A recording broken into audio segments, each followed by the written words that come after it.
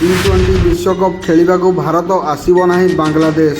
मुस्ताफिजुरଙ୍କୁ IPL बाद देबा परे बीसीसीआई रो बड़ निष्पत्ति। आईसीसी पुरुष टी20 विश्वकप 2026 खेलिबा पई बांग्लादेश दल भारत आसिबो नाही।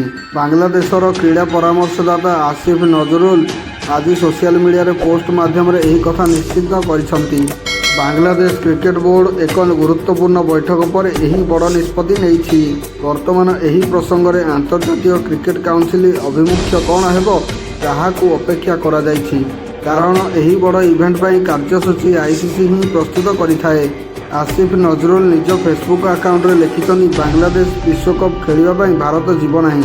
बांग्लादेश क्रिकेट बोर्ड आज ही यही निष्पत्ति नहीं। आमे यही निष्पत्ति को स्वागत करुचु, जहाँ भारतीय क्रिकेट बोर्ड रो आक्रमणात्मक सांप्रदायिक नीतिर जवाब निया जायछि। बांग्लादेशी द्रुत बोलर मुस्ताफिजुर रहमान को इंडियन प्रीमियर लीग रु बाद दिया जिया परे बीसीबी यही निष्पत्ति नहीं।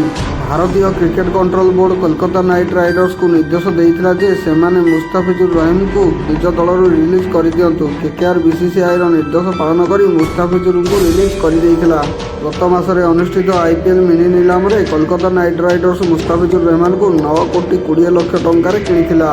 भारतर किछि धार्मिक एवं राजनैतिक संगठन पक्षरु बांग्लादेशी खेलाड़ी आईपीएल खेलिया उपरे उठा जाइथिला, जहाँ पर बीसीसीआई यही बड़ निष्पत्ति नेइथिला।